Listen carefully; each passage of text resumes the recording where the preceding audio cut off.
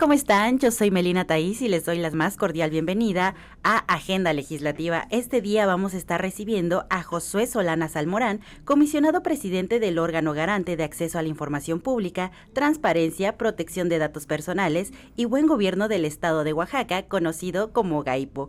Josué, seas bienvenida aquí a este programa. Muy buen día, Melina, muchísimas gracias por la invitación. No, gracias a ti por aceptarnos.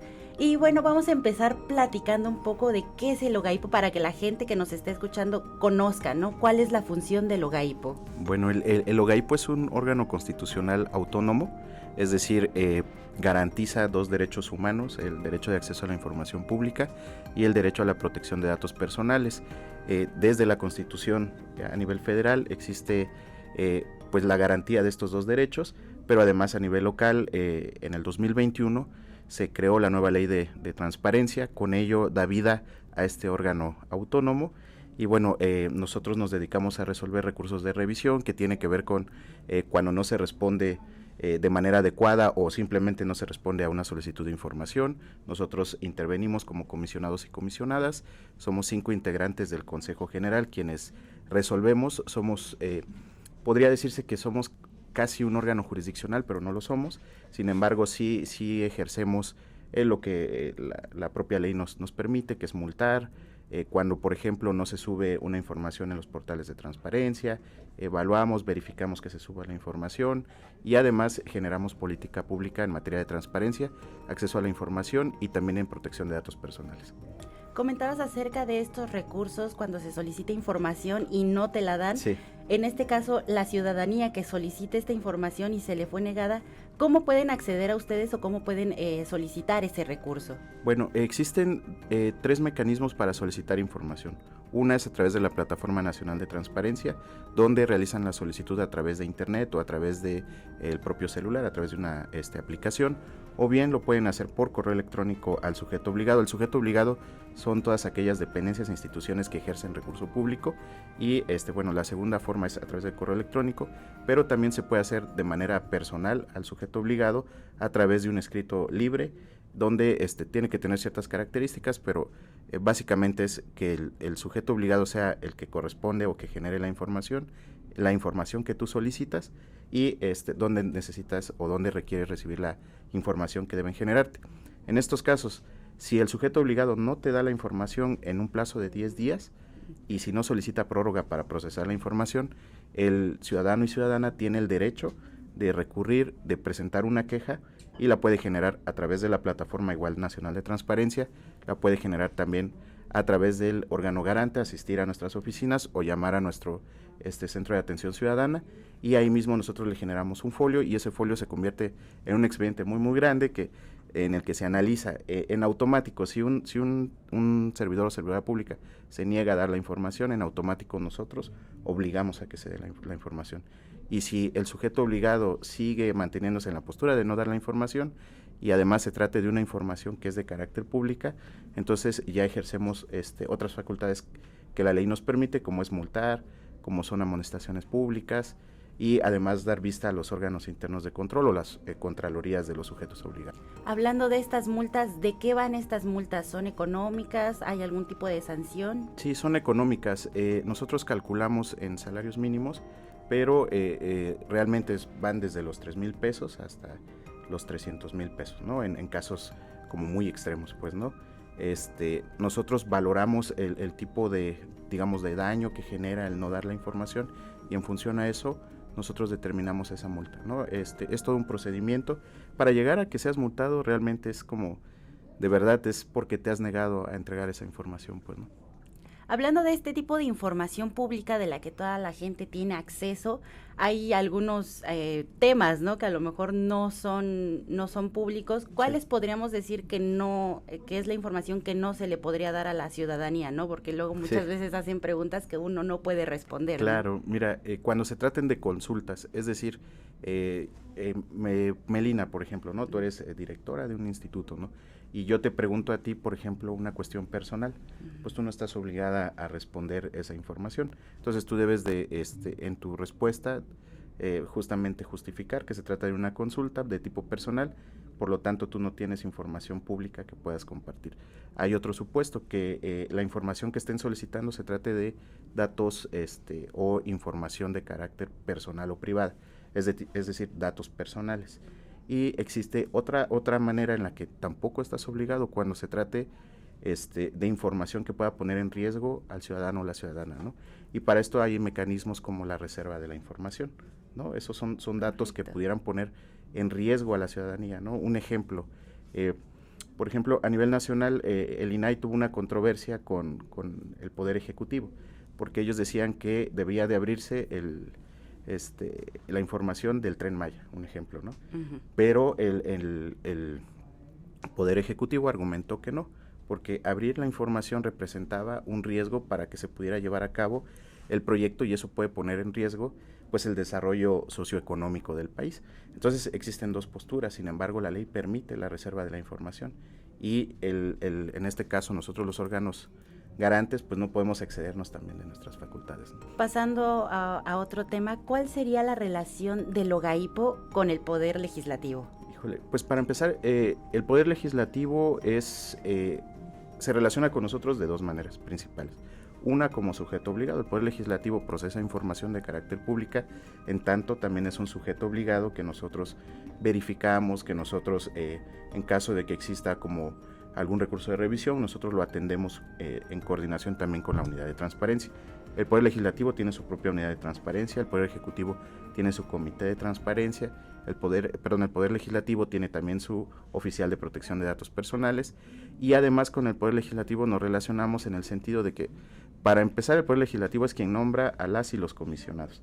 El segundo, digamos como que la segunda vinculación que tenemos con el Poder Legislativo es que quienes nos evalúan a nosotros como órgano garante de nuestro desempeño es la Comisión de Transparencia, la Comisión Permanente de Transparencia, que es una de las comisiones permanentes de este Congreso. Es decir, a nosotros el Congreso nos evalúa nuestro funcionamiento. Claro. Pero además, hace poco, con el apoyo del diputado Sergio López, suscribimos un pacto, por así llamarlo, que es el Parlamento Abierto, ¿no? Que es un convenio en el que se declara que el Congreso del Estado abrirá la información, que además de buscar los mecanismos que la propia ley obliga, buscará mecanismos proactivos, es decir, más allá de lo que la ley establece. Justamente un medio proactivo es este espacio que ustedes están llevando a cabo, porque permite a la ciudadanía el tener información de primera mano, información en una, digamos, una versión más ciudadanizada, en la que se entienda qué está haciendo el Poder Legislativo. Entonces, esto conlleva el Parlamento Abierto, es abrir la información y poner como centro al ciudadano y la ciudadana, porque al final de cuentas, son representantes populares y se deben a la ciudadanía, y justo es informar qué se está haciendo, ¿no?, desde el Poder Legislativo. Para ser considerado un parlamento abierto, ¿qué características debe de tener? La principal característica es poner como centro de todo el trabajo legislativo y la información legislativa al ciudadano y la ciudadana. Es decir, más allá de del trabajo legislativo que se realiza, es que la ciudadanía sea el centro, ¿no? Y que toda la información que se procese por parte del Congreso del Estado esté a la vista del ciudadano y la ciudadana. ¿Por qué se dice que es el centro? Porque todas las actividades en torno a la información tienen que ver con el ciudadano y la ciudadana. Es decir, si hay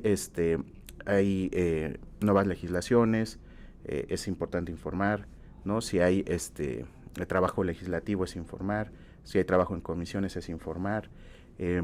Si hay algunas otras actividades que realicen propias los diputados y las diputadas, pues también es rendir cuentas al pueblo, ¿no? Y de eso se trata el Parlamento Abierto. Es un compromiso que el Poder Legislativo asumió en este año y que busca justamente, pues, no dejar dudas sobre el trabajo que se está realizando desde el Poder Legislativo.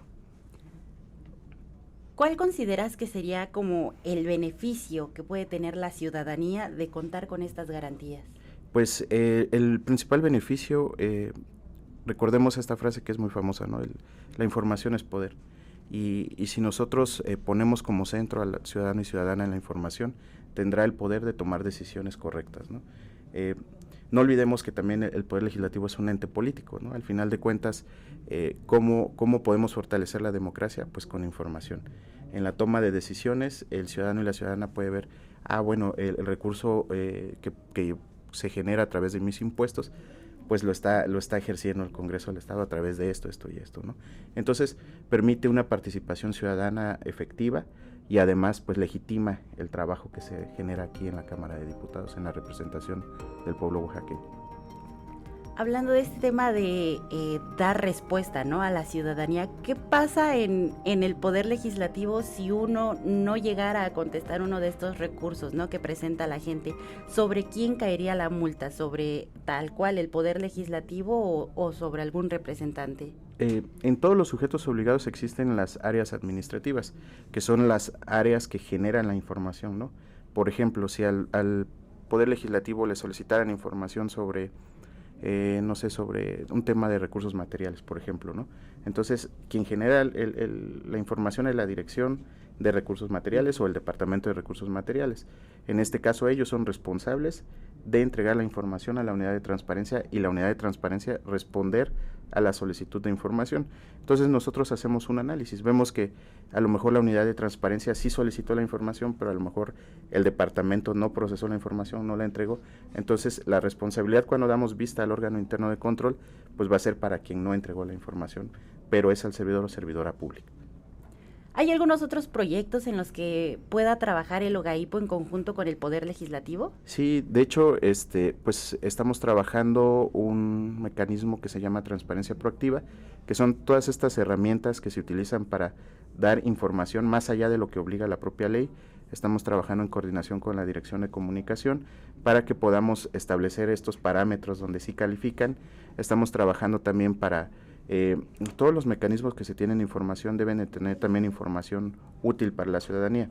Esto significa que los datos sean abiertos, que la información que se tenga pueda ser utilizada por cualquier ciudadano y ciudadana. Un ejemplo, a un estudiante de Derecho, por ejemplo, le dejan una tarea sobre investigar sobre la ley de transparencia. Entonces, esa información que se sube a los portales del Poder Legislativo, pues debe de estar en una forma que permita a que este alumno pues pueda copiar y pegar esa información y que además pueda poner como fuente el link de la página, ¿no? Entonces, actualizar la información también es parte de lo que estamos nosotros trabajando y buscar los mecanismos pues más amigables para la ciudadanía, ¿no?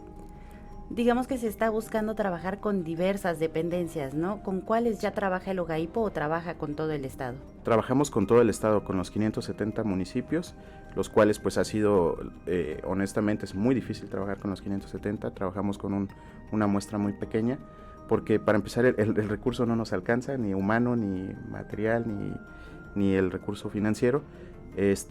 Trabajamos con el Poder Ejecutivo, ahí sí se está atendiendo a todos los sujetos obligados del Poder Ejecutivo, se atiende al Poder Legislativo, al Poder Judicial, a los órganos autónomos y a los partidos políticos, también fideicomisos. Es un trabajo muy complejo, ¿no?, el que realiza el OGAIPO, porque trabaja con todos los municipios, con todas las dependencias, con todos los poderes. Sí. Entonces, aproximadamente, o tendrás un número de cuántas solicitudes de información les han hecho llegar a ustedes? En el último periodo del último trimestre hicimos un corte, son más de, bueno, a nosotros no, en general a todos los sujetos obligados, fueron más de 5,000 solicitudes de información.